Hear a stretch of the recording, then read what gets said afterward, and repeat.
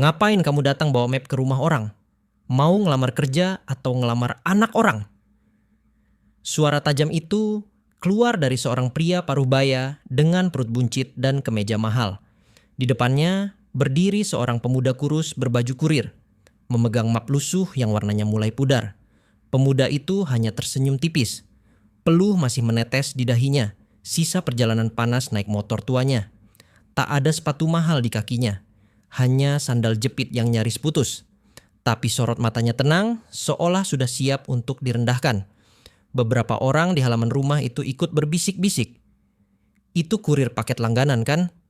Ya ampun, niat banget bawa lamaran. Ngaca dulu kali. Suasana jadi canggung. Tapi pemuda itu tetap berdiri. Tak bergeming, tak membalas hinaan. Allahumma shalli ala Sayyidina Muhammad wa ala ali Sayyidina Muhammad. Sahabat kisah, yuk tulis sholawat di kolom komentar dan bantu share video ini. Karena yang kamu hina hari ini bisa jadi satu-satunya orang yang mau menyelamatkan harga dirimu kelak. Di ruang tamu rumah mewah itu, suasana semakin panas. Fikri, si kurir sederhana itu, duduk di ujung kursi dengan map lamaran di pangkuan. Di hadapannya Pak Rinto, ayah Mila, menatapnya seperti melihat kotoran di lantai. Kamu bawa apa itu? Surat lamaran kerja? Ini rumah, bukan kantor pos. Cibir Pak Rinto sambil terkekeh, membuat beberapa tamu tertawa geli. Fikri menahan napas, lalu membuka map dan mengeluarkan selembar kertas tulisan tangan dan 2 buah cincin sederhana. Saya datang melamar Mila, Pak, bukan melamar kerja. Saya serius. Pak Rinto menepuk meja. Serius? Kamu pikir hidup rumah tangga cuma pakai cinta dan niat? Lihat kamu, gaji pas-pasan, motor tua, gak ada tampang menantu. Fikri menunduk, menyembunyikan luka yang mulai mengoyak harga dirinya. Tapi ia tetap berkata pelan. Saya memang belum kaya, Pak. Tapi saya cinta Mila. Dan saya janji akan kerja keras.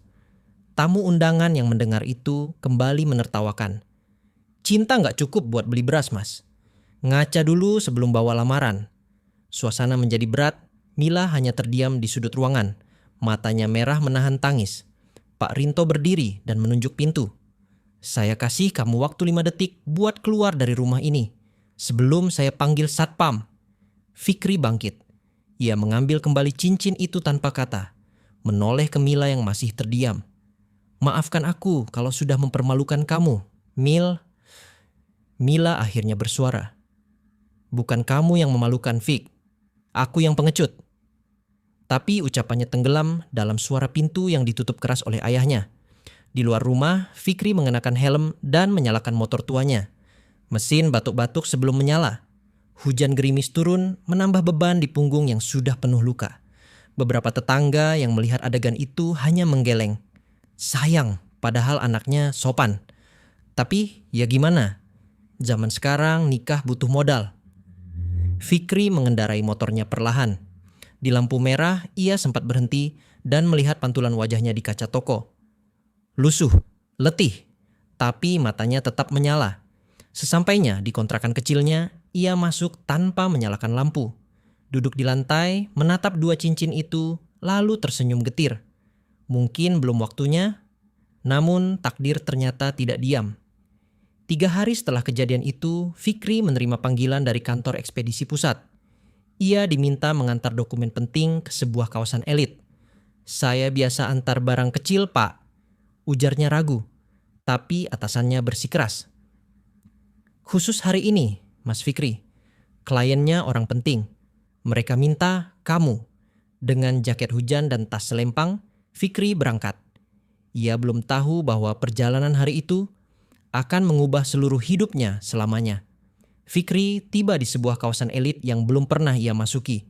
Gerbangnya tinggi, dijaga satpam berseragam rapi. Ia menyebut nama penerima dan pagar otomatis terbuka perlahan. Rumah itu luas seperti istana. Halamannya dipenuhi pohon besar dan taman yang tertata rapi. Seorang wanita parubaya menyambutnya dengan senyum ramah. Mas Fikri ya, silakan masuk. Fikri bingung. Ia tidak menyangka akan diperlakukan sebaik ini.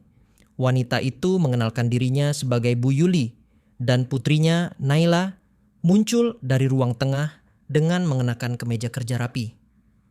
"Kamu masih ingat, kan?" kata Naila. "3 bulan lalu di tol, kamu bantuin bapak kami yang mogok malam-malam. Dia nyamar waktu itu. Gak nyangka kamu bantu tanpa pamrih." Fikri langsung teringat. Seorang pria tua dengan mobil mogok yang ia dorong ke pinggir jalan sambil diguyur hujan. Ia tak tahu kalau itu adalah CEO perusahaan logistik terbesar di Indonesia. "Sejak itu, Bapak terus perhatikan kamu. Kami tahu kamu kurir biasa, tapi jujur dan tangguh. Kami butuh orang kayak kamu," ujar Bu Yuli dengan nada serius. Fikri hanya bisa menunduk. Ia tak tahu harus menjawab apa. Bu Yuli menambahkan, "Kamu mau kerja sama kami, mulai dari asisten operasional. Gaji awal 25 juta, naik sesuai kinerja." Itu adalah tawaran yang tak pernah Fikri impikan. Tapi ia sadar kesempatan ini tidak datang 2 kali. Ia langsung mengangguk pelan. "Saya siap belajar, Bu." Hari-hari berikutnya, Fikri mulai kerja di kantor pusat perusahaan. Awalnya ia canggung, tapi cepat belajar. Ia datang paling pagi, pulang paling malam. Bahkan sempat ikut tidur di ruang server saat lembur. Ia mulai belajar hal-hal baru, dari manajemen pengiriman, digital tracking, hingga negosiasi logistik. Semua ia pelajari dari nol. Setiap malam, ia menonton video edukasi sambil mencatat di buku tulis kecil. Naila sering melihatnya dari kejauhan. Ia kagum pada dedikasi Fikri. Beberapa kali Naila sendiri yang membimbingnya langsung, karena ia adalah direktur pengembangan strategi perusahaan. "Mas Fikri, kamu gak perlu malu tanya," kata Naila suatu sore. "Kita semua mulai dari nol, yang penting mau belajar." Fikri mengangguk. "Saya gak mau sia-siakan kesempatan ini, Mbak. Saya pernah diremehkan karena miskin. Saya janji gak mau dihina lagi karena keadaan." 6 bulan kemudian, Fikri dipercaya memimpin tim kecil untuk mengelola proyek ekspansi. Hasil kerjanya luar biasa, tepat, hemat, dan inovatif. Laporan keuangan proyeknya viral di internal perusahaan. Ia mulai sering diundang ke rapat manajerial, bahkan bertemu langsung dengan pemilik perusahaan, ayah Naila yang dulu ia tolong. Pria itu berkata, "Kamu bukan pegawai biasa, Fikri. Kamu aset." Tanpa Fikri sadari, nama dan wajahnya mulai dikenal. Beberapa video motivasi diunggah ke TikTok dan Instagram perusahaan. Judulnya, "Dari Kurir Jadi Pemimpin." Meski begitu, Fikri tetap hidup sederhana. Ia masih tinggal di kos kecil meski perusahaan sudah menyediakan apartemen. Ia masih mengantar sedekah ke panti asuhan setiap Jumat. Suatu hari, ia menerima undangan reuni SMA, awalnya ingin menolak. Tapi Naila berkata, "Datang aja, Mas. Kadang kita perlu lihat masa lalu, supaya makin tahu sejauh mana kita melangkah." Fikri tersenyum. "Saya gak punya baju bagus, pakai apa yang kamu punya. Percayalah, yang penting bukan merek bajumu, tapi isi kepalamu," balas Naila. Hari reuni pun tiba. Fikri datang mengenakan kemeja sederhana dan sepatu yang baru saja dijahit ulang. Ia naik mobil kantor, tapi turun di gang depan agar tak mencolok. Di aula reuni, suasana meriah. Balon warna-warni, panggung kecil, dan MC bersuara lantang menyambut semua tamu. Fikri berdiri di pojok ruangan. Tak banyak yang mengenalinya. Beberapa mantan teman menghampirinya. "Fikri ya? Wah, masih kurir bro? Hehe, masih pakai map lusuh tuh." Fikri hanya tersenyum. Ia tak membalas sindiran. Ia datang bukan untuk pamer. Ia hanya ingin menepati janji masa mudanya. Suatu hari ia akan datang sebagai pemenang, meski tak ada yang tahu. Tiba-tiba seseorang berteriak dari panggung, "Selamat datang untuk alumni kita yang viral di medsos, Fikri Albar." Semua mata menoleh. Kamera diarahkan. Layar besar menampilkan wajah Fikri, lengkap dengan tulisan, "Mantan kurir yang kini jadi direktur muda." Suasana berubah hening. Beberapa orang menutup mulutnya. Beberapa lainnya langsung berdiri dan bertepuk tangan, meski tak semua mengerti apa yang terjadi. Fikri hanya tersenyum dan mengangguk kecil. Ia tidak naik ke panggung. Ia memilih kembali duduk di pojok, tapi hatinya tenang. Ia tahu waktunya sudah tiba. Di antara kerumunan muncul sosok yang tak asing. Mila. Ia datang terlambat, mengenakan dress putih elegan. Wajahnya tegang saat melihat Fikri duduk sendirian di sudut aula. Ia mendekat, duduk di sampingnya dan berkata pelan, "Fik, kamu sekarang udah jauh dari aku." Fikri menoleh. "Aku cuma berubah karena dipaksa keadaan, Mil. Aku tetap orang yang dulu. Tapi kamu memilih pergi waktu aku masih berjuang." Mila menunduk. "Aku salah, aku nyesel." Fikri tersenyum pahit. "Nggak apa-apa, semua orang berhak pilih jalan hidupnya, termasuk kamu." Di luar aula, kamera media sudah berkumpul. Rupanya kisah Fikri viral dan membuat banyak orang penasaran. Seorang reporter berkata, "Bang, kami mau wawancara. Kisah hidup abang inspiratif banget." Fikri mengangguk. Tapi sebelum melangkah, Naila muncul dengan mobil perusahaan. Ia membuka jendela dan berkata, "Mas Fikri, kita ditunggu di stasiun TV." Mata semua orang terbelalak. "Itu Naila, putri konglomerat logistik." Seriusan dia kenal Fikri? Fikri masuk ke mobil dengan santai.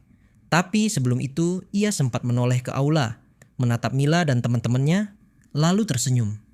"Terima kasih karena pernah meremehkanku." Mobil itu melaju perlahan meninggalkan halaman sekolah. Di dalamnya Naila bertanya, "Gimana rasanya?" Fikri menatap keluar jendela. "Rasanya seperti bangkit dari lubang yang pernah ditertawakan orang." Naila tersenyum.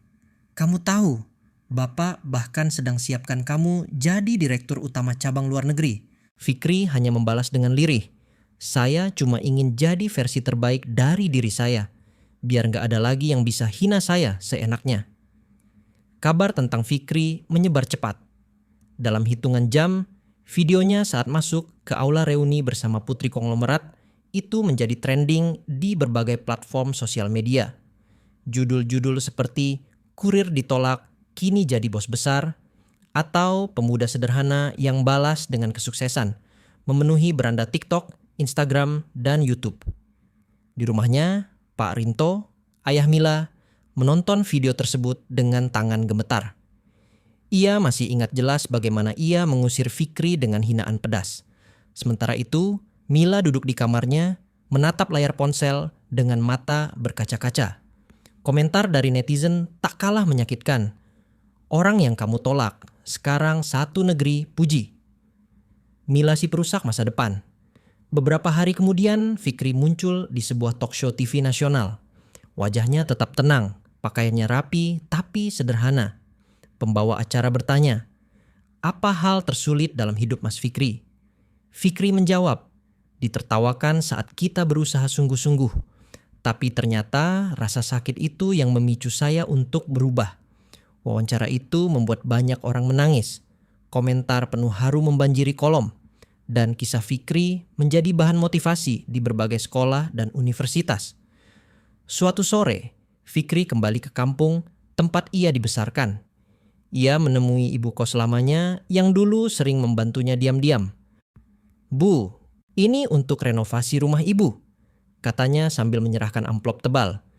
Ibu kos menangis sambil memeluk Fikri. "Kamu anak baik, Fik. Gak pernah lupa sama yang bantu di masa susah."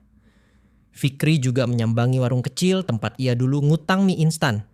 Ia bayar semuanya sekaligus, lengkap dengan bunga yang dibuat-buat. Semua orang mulai sadar, Fikri bukan sekadar kaya, tapi juga berhati besar. Di kantor, Fikri dipanggil oleh CEO utama, ayah Naila. "Kami ingin angkat kamu jadi direktur regional Asia Tenggara. Semua persyaratan sudah kamu lampaui." Fikri terdiam. Ia tak menyangka akan dipercaya sejauh ini. "Saya hanya anak tukang becak, Pak." "Saya juga anak petani," jawab CEO itu sambil tersenyum. "Bukan asal kita yang penting, tapi kemana kita berjalan." Tak lama setelah itu, diadakan gala dinner perusahaan besar. Fikri diundang sebagai bintang utama. Dalam acara itu, Naila berdiri dan berbicara di hadapan semua tamu. "Saya ingin sampaikan satu hal. Saya kagum pada seseorang yang dulunya kurir, tapi kini jadi pemimpin. Dan saya ingin dia jadi lebih dari rekan kerja. Seluruh ruangan terdiam. Naila berjalan mendekat ke arah Fikri dan berlutut sambil berkata, "Mas Fikri, maukah kamu jadi suami saya?" Sorakan langsung membahana. Fikri tak berkata apa-apa selama beberapa detik. Lalu ia menunduk dan berkata pelan, "Saya akan pikirkan dulu secara matang, Mbak." Naila tertawa. "Nggak harusnya sekarang, tapi ingat, kamu bukan siapa-siapa yang beruntung, tapi orang luar biasa yang layak dicintai." Momen itu terekam media dan viral lagi. Kini bukan hanya netizen yang memujanya. Media luar negeri pun mulai melirik. From zero to hero, the real Indonesian dream. Namun di balik sorotan kamera, Fikri tetap sederhana. Ia tak pernah membeli rumah mewah, tak pernah pamer saldo, bahkan menolak endorsement jutaan rupiah. Ia hanya ingin hidup tenang, menulis buku, dan membantu anak-anak muda yang dulu sejalan dengannya, berjuang dalam sunyi. Sementara itu, Mila datang ke rumah Fikri diam-diam. Ia membawa sepucuk surat dan menunggu di pagar depan. Tapi Fikri hanya berdiri dari jauh, tak menghampiri. Surat itu ia buka malamnya, isinya permintaan maaf. Bukan untuk kembali, hanya ingin dimaafkan. Fikri menangis sendirian di balkon apartemennya. Bukan karena luka, tapi karena kini ia tahu, orang yang menyakitimu dulu belum tentu kuat menatap keberhasilanmu hari ini. Hari-hari Fikri dipenuhi undangan seminar, pelatihan, dan motivasi untuk anak muda. Di setiap sesi, ia selalu membawa satu benda, map lusuh lamaran lamanya yang dulu ditolak. "Map ini saksi bahwa saya pernah dianggap tak layak," katanya di podium. "Tapi dari map inilah mimpi saya dimulai." Ia membangun yayasan pendidikan gratis untuk anak-anak tukang ojek, pemulung, dan buruh.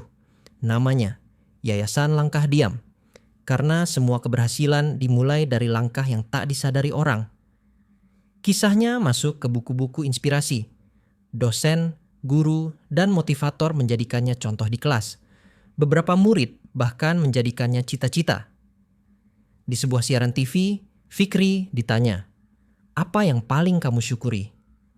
Ia menjawab, "Dulu saya dihina karena miskin. Hari ini saya bersyukur pernah dihina karena itu yang mendewasakan saya." Wawancara itu kembali viral. Tapi Fikri tak pernah berubah. Ia tetap menyapa satpam, berbagi makan siang dengan cleaning service, dan pulang naik ojek. Suatu malam saat sendirian di kamar, ia membuka kotak kecil. Di dalamnya ada 2 cincin perak yang dulu ia bawa ke rumah Mila. Ia tersenyum. Ternyata luka bisa tumbuh jadi cahaya. Di sisi lain kota, Pak Rinto sakit stroke ringan. Banyak orang berkata itu karena stres. Ia sering murung, menatap foto Mila sambil berkata, "Kita pernah buang orang yang paling tulus." Mila kini hidup biasa. Ia buka kedai kopi kecil. Di dindingnya tergantung potret masa SMA bersama Fikri. Ia tahu, kisah mereka selesai, tapi kenangan akan tinggal. Suatu pagi, Naila dan Fikri sarapan di warteg sederhana. Meski punya akses ke restoran bintang 5, mereka memilih nasi uduk pinggir jalan. "Gak capek ditanya terus kenapa kita gak hidup mewah?" tanya Naila sambil menyendok sambal. Fikri tertawa. "Kita hidup untuk diri kita, bukan validasi orang." Mereka lalu berjalan kaki menyusuri jalanan Jakarta. Beberapa orang menyapa Fikri, meminta foto. Ia layani semuanya dengan ramah. Di salah satu gang kecil, Fikri melihat seorang pemuda sedang mendorong motor mogok. Ia hampiri, bantu dorong sampai nyala. Sambil menepuk bahu pemuda itu, Fikri berkata, "Jangan kecilkan dirimu cuma karena kamu belum punya apa-apa. Semua orang besar pernah mulai dari bawah." Hari itu, Fikri kembali ke kantor dengan hati lega. Ia tahu, balas dendam terbaik bukanlah membalas hinaan, melainkan membuktikan bahwa kita bisa bangkit tanpa harus merendahkan balik. Setelah 1 tahun menjadi direktur regional, Fikri memutuskan mengundurkan diri dari jabatannya. Ia ingin kembali ke kehidupan yang lebih tenang dan membumi. Banyak yang menyayangkan keputusannya. Tapi Fikri menjelaskan, "Saya ingin fokus ke yayasan dan mendampingi generasi muda. Hidup saya bukan untuk kekuasaan, tapi untuk memberi makna." Ia pindah ke kota kecil di pinggiran Jawa Barat. Di sana ia bangun rumah sederhana, dekat pesantren, dekat sawah. Suasana sunyi membuat pikirannya jernih kembali. Setiap pagi ia membuka kelas gratis untuk anak-anak desa, mengajarkan etika kerja, menulis surat lamaran, bahkan cara bicara sopan di depan umum. Naila kadang ikut mengajar. Meski datang dari keluarga konglomerat, ia tak canggung duduk di tikar, berbagi ilmu dengan anak-anak kecil bertelanjang kaki. Di setiap pertemuan, Fikri selalu membawa benda kecil, map coklat tua itu. Warnanya sudah kusam, tapi ia berkata, "Inilah yang dulu membuat saya dihina, tapi kini jadi pengingat bahwa saya pernah bangkit." Suatu hari, seorang siswa bertanya, "Pak Fikri, kok Bapak nggak balas hinaan orang-orang dulu?" Fikri tersenyum, "Karena saya nggak ingin jadi seperti mereka." Ia melanjutkan, "Membalas dengan kebaikan jauh lebih menyakitkan bagi orang yang dulu menertawakanmu, karena mereka akan sadar bahwa mereka salah dan kamu tetap memaafkan." Di luar dugaannya, kisah hidup Fikri masuk ke film dokumenter internasional. Judulnya The Humble Giant, kisah Fikri dari kurir ke konglomerat. Namun Fikri tetap tak berubah. Ia tetap belanja di warung, menulis di buku catatan tua, dan menolak segala bentuk pujian yang berlebihan. Setiap Jumat, ia keliling kampung naik motor bebek, membagikan paket sembako. Warga menyapanya dengan senyum. Anak-anak memanggilnya Pak Guru Kurir. Di masjid, ia tak duduk di saf depan meski diundang. Ia lebih senang duduk di belakang, menyimak khotbah dengan saksama, dan membersihkan sisa sampah usai salat Jumat. Nama Fikri menjadi legenda lokal. Bukan karena hartanya, tapi karena kerendahan hatinya. Ia jadi bukti hidup bahwa tak ada yang sia-sia dari kerja keras dan kesabaran. Pak Rinto, yang kini tua dan sakit, pernah berkata pada anaknya, "Kalau aku diberi umur panjang, aku ingin cium tangan Fikri dan bilang, 'Maaf, aku pernah hina malaikat yang sedang menyamar jadi manusia biasa.'" Sayangnya, saat ia memutuskan datang ke rumah Fikri, tubuhnya tak lagi kuat. Tapi surat permintaan maaf itu tetap sampai. Dan Fikri membalas dengan kata singkat, "Saya maafkan sejak hari pertama."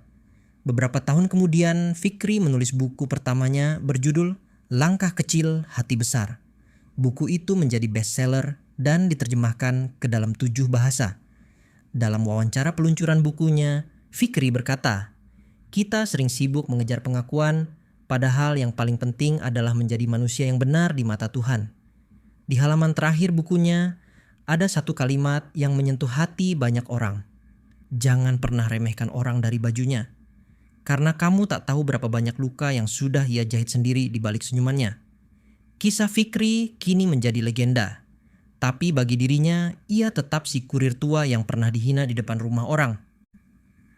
Ia tak ingin dikenang sebagai miliarder, melainkan sebagai orang yang tak pernah menyerah. Allahumma sholli ala Sayyidina Muhammad wa ala ali Sayyidina Muhammad. Sahabat kisah, tulislah salawat di kolom komentar. Karena mungkin, seperti Fikri, kita pun sedang diuji dengan hinaan, yang suatu hari bisa berubah menjadi alasan kita bersinar. Silakan like, share, dan tulis di komentar. Saya percaya orang baik pasti menang di akhir.